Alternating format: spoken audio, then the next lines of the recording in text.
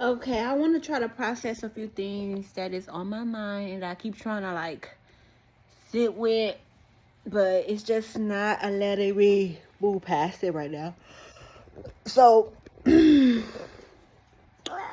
of the things that I personally struggle with is really sitting with two the two truths. Two things can exist at one time. Someone can love you and not know how to honor you. They could have regard for you and not love you. It's like a lot of different things, right? And I realize that I am just a person, a spirit being, an individual who has been tasked to raise the vibration of myself. Because, baby, you know what? I'm supposed to raise in consciousness, raise in myself. I am not anyone's savior. I cannot, I might lead the horse to water, but I can't make it drink type thing. So I have to be mindful of my own, God complex. I feel like that's kind of what I've been struggling with, because we are a particle of God's source, observing and existing in our individual bodies, but we are not the source of creation. I did not create this world. I'm talking about the grand, the universe, the dimensions, that is beyond my scope, and I'm not saying that I do not have the power to world build, because I'm in the collective, baby. I'm in the places where I need to be to do this. But I have to overcome my own limitations, my own thought forms, my own limiting beliefs, okay? So I just want to be mindful of my ego getting in the way of what my spirit knows, and my spirit getting in the way of what I'm supposed to be experiencing on a human level. Okay, baby. So, what's up? Are you whiny? So, as you can see, I have twins. And I do not think this is a coincidence. I do not think this is accident. Not only do twins run in my family, but there has been people who said that I wanted twins and I was going to have twins and all the things. I don't remember that, because I remember wanting kids at one point before I got pregnant. I wanted the whole football team. The first time I got pregnant, I wanted the whole football team, basketball team type of thing. And then after getting pregnant the first time and having the real experience with me, how men would be, I realized oh no, I don't want to ever have children. And I felt really sad about this reality, because it was that both decisions. One was out of naivety, because I don't know the reality of what Black women go through in childbirth with our medical system, and just how taxing childbirth is on the female body, etc. And then the other one is, and then the other one just lacked okay, how you gonna take care of all these football team, okay?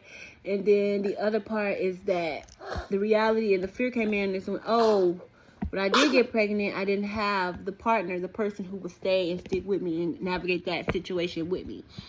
No one wanted to father the child, but they were so happy to have sex with me. And so this is I think this is the karmic clearing, the thing that I've come to alchemize in my bloodline, where we as women, or myself as a woman, stop offering myself to men who don't have the capacity to stay. Not out of spite or bitterness or anything, but just out of respect and honor for myself. If I can't respect and guard myself and honor myself to the highest degree, how can I expect you to? And if you aren't doing it, why on earth would I even submit and give myself to you in that way? It's just the math don't math. And so I have to be honest about something that I'm experiencing mentally, spiritually, and emotionally, because sometimes I just go, like there's day-to-day, like I don't think I'm having an abnormal experience as far as like my challenges are beyond me or something. I feel like I am, like, the challenges are there, they're present, and I have to learn to navigate them accordingly. Simple as that.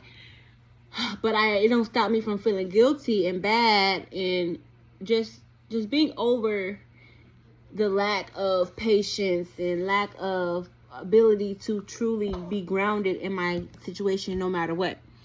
And like to really just debunk a lot of the limiting beliefs and thoughts that come up when it comes to me as a mother. Because, okay, after my first pregnancy, then abortion, I told myself two things. One, I would never allow a person to put me in a situation like that again. Then I said that I wouldn't have an abortion again. You have to be mindful of the things you tell yourself, because then when it comes to time, you have to honor and stand on business. Or not, you know? And so I didn't like the shame and guilt that came with choosing abortion, but it wasn't my shame and guilt. It was internalized. I feel like it was ancestral from a bunch of women who gave themselves to men and who feel like they had to lay in their bed because they gave themselves to the men or whatnot. Which you have an abortion in the bed too. You're saying, well, you have a baby in the bed, so you can, I mean, you know, hey, that's it. You lay which bed you want to lay in is really what we should be teaching our children, how to be responsible to their wombs regardless of the decision they make, and not guilting and shaming them for either decision. So when I had my abortion, like, I did not want to be pregnant. I did not want to be a single mom. I did not want to, like, the whole finding out I was pregnant, it was not fun. It wasn't good. It wasn't beautiful. It wasn't glamorous. It was none of that. But there was so much guilt and shame about the reality of, like, oh, I gotta get rid of it. It's, you know, something I created. If they're willing to support me, then I'm willing to step up to the plate if I had support, you know? And no one was willing, so I was like, I'm not gonna go through this. And instead of taking, like, pride and, like, okay, we all doing it, and being content with my decision and fully navigating that with full-fledged faith, and I just couldn't alchemize it to the highest degree. But I did it to a level where you can Google me and you can see the work that I've done within the reproductive health and justice space. Nonetheless, I just go through life carrying just this split. Like, I know I chose the best thing for me at the time, but I just don't, you know, I just have a lot of shame and guilt still. And like I said, I am now realizing it was not my shame. So I have to learn to give that back, rescind that, and give that back to those who it belongs to, because that was not my shame, and it's not my shame. And I have to honor my decision, because, you know, things definitely do happen for a reason. Whether karmically or spiritually, whatever the disposition is, it is what it is. So fast forward, I go through all this stuff, right? And one thing I remember is when I went through the mental health facility, one, I couldn't fathom having to put myself in that. I was like, what? Why can't you get through this alone? Why can't you, you know, be okay with life on your own? Why do you need to, you know? But it was initiation for me to start to address some deep-seated things. And I did need a little push with the things that I was shown at that facility, the things that I was given. I needed that little push to help me integrate and really grasp some of the things that was going on within my reality. And one of the things that I remember so much about my counselor, and one of the things she said, like, I used to feel like I have this attachment, this codependency that is so, it's like ingrained in me. I don't know if one of my parents, I don't know what the fear is from either one of my parents that was just so ingrained in me about needing them, or if I didn't have them, then I wouldn't be nothing. I don't know where it happened at, what the child. I don't know if it was when utero and pregnancy, when my mom was pregnant with me, or if this is just ancestral. Like, I can't fully pinpoint the root, but I'm willing to sit with and do the work, whether that's I have to cry, scream, whatever I gotta do. But right now it's to talk and get it out. So boom, I'm in this facility, and she's just telling me, no, you don't need them, Kawanda. Like, and she's very firm. She's very like, hey, you do not need them. You do not, like, you can have a relationship outside. You can have an identity outside of the life that your parents created for you. And I just found that so harsh. Like, no, I do need my mom and dad. Like, I do have to honor my mom and dad. Like, that's the only way that I'm going to get my blessings. And that's the only way God is going to, show favor on my life. And it's so funny because what you believe is what you believe. So every time that I've, quote unquote, dishonored my family, in a way, I had to receive worldly repercussions, whether I had to suffer, I went without, they withheld their support financially. And it was like, after that, because I had not been attached to them in that way, I thought I was going through, like, horrible things because I had set those boundaries. But the reality was, I was learning how to fend for myself, depend on myself, depend on a higher power, but depend on God, and not place my parents in the space that the Creator, all of our Creator, is supposed to be in. And so I'm grappling with this concept, but I still just want to be just respectful, and I just want to be able to navigate life in a way where I can be myself, and I can also have boundaries and healthy relationships, and I can do whatever I got to take space and not feel guilty to all the things. So get out of rehab, go with my family, and my dad supported me where he can, my mom supported me where she can, and it's a beautiful thing. Like, I just seen my family show up for me in the way that they did during that time. I needed that. I wanted that. That's all I ever wanted, was genuine, authentic love and support. But I realized that a lot of it was performative and rooted on codependency. Because the moment that I show agency, the moment that I have strong boundaries, the moment that they aren't fully benefiting from how they show up and support me, whether it's competition, comparison, whatever it is, codependency, I am rendered oscillate, or I don't get to get or have what I need from that relationship. The support, the love, the care, the resources, everything.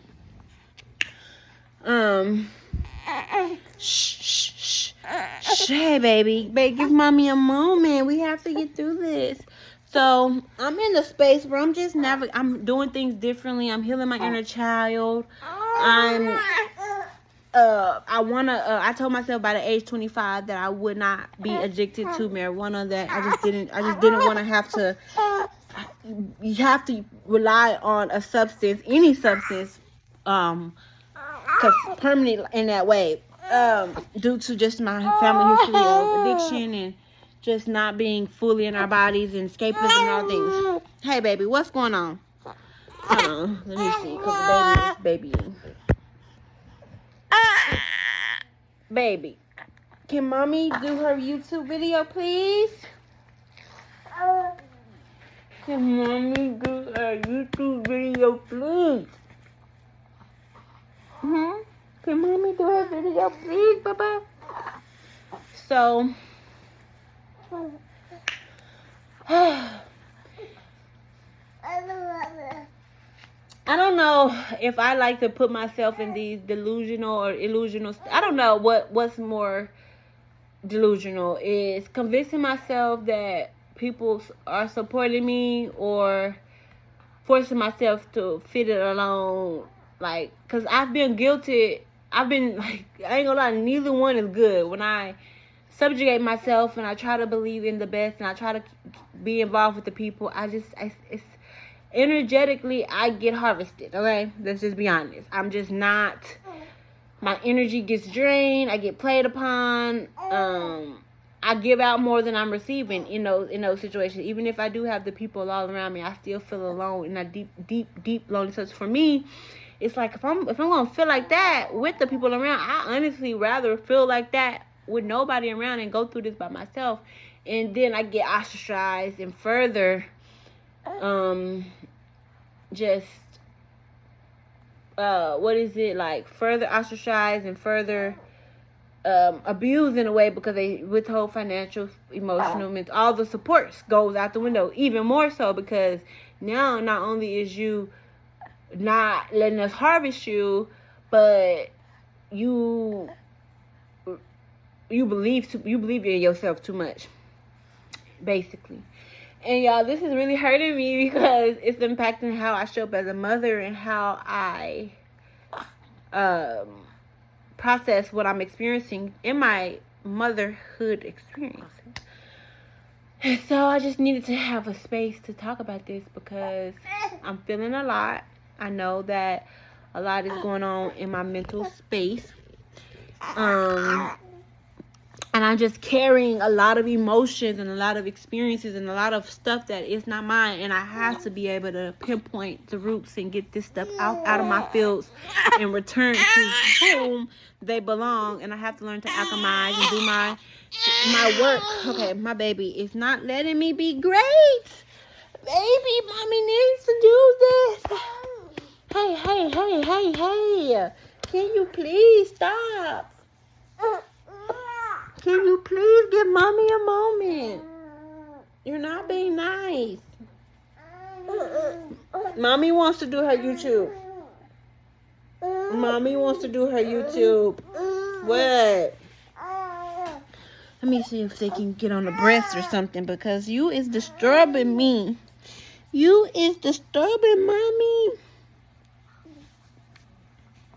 Here. Cry baby.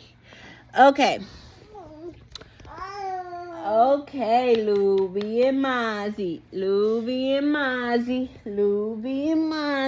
Give mommy a moment. Here you go. Okay. So, here. Ooh, I got a booger, y'all. Okay, so during this time, I'm trying to alchemize the reality that, dang, I have to find a way to live life independent of my family and their associations and their attachments. And there is no, you have to sever the cord. You have to cut the cord. You have to cut the cord, baby. You have to cut the cord. That's it.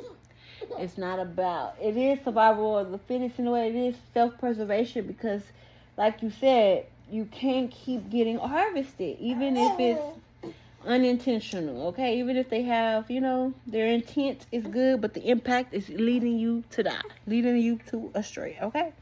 You're not doing good. So, boom. I just couldn't, my mind, I just was not, I just couldn't, I couldn't ground in that. I couldn't sit in that and what that was requiring of me. And that's okay. I'm okay with that. Because what happened is why I am now being forced and led to, I have to make the decision. I have to be firm. And so,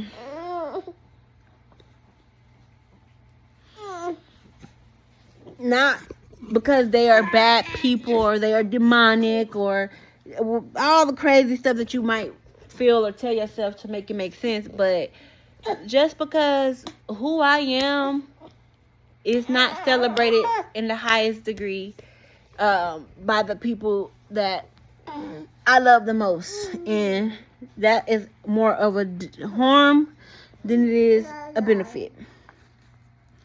So boom,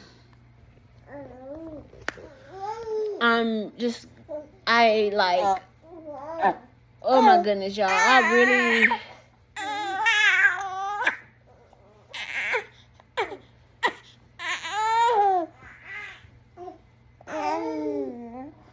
forced myself to include my family in a process that I should have just navigated on my own. the mental health journey, and also my pregnancy and whatever was going to come of it at the time, the second time. So I'm healing and stuff, and I'm in therapy, and things are coming up, and so I'm having the conversations. Hey, let's talk about this. Hey, this is something that came up for me, and I realized that for both of my parents, they are very avoidant attachment, which makes me anxious attachment, and so I'm gonna always try to just produce, and show how much I love and care, only to get avoidant type responses. Or it gotta be, like I said, these extreme things where they have to show up in a way that is mostly when I'm, it's a codependent relationship, y'all. Let's just say that. Like, it's very rooted in I gotta be in distress and completely just in need in order for them to really get into their role as a parent, which everything should not have to be a distress call for you to show up authentically as a mom and dad. But hey, okay. So I get to the point where I'm ready to talk about my abortion, and I'm like, hey, y'all, you know what's coming up for me? I realized that I didn't have a good childhood. Everything about my childhood was not what I wanted to experience. I have a lot of pain. I have a lot of shame. I have a lot of internalized, like, beliefs about how motherhood should have been.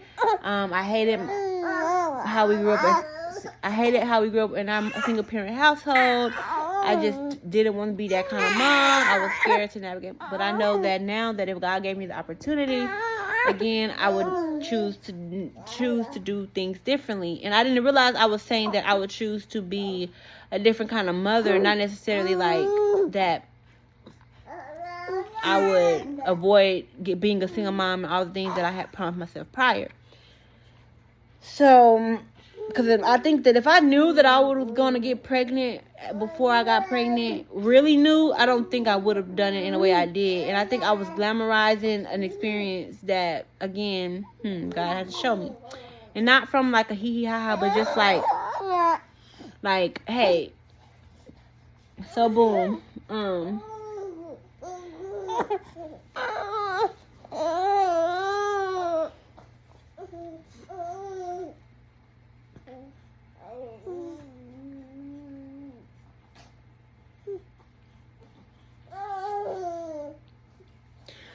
Okay, so I'm gonna let this be part 1, and we're gonna come back with the rest at a later time. I gotta get these babies together.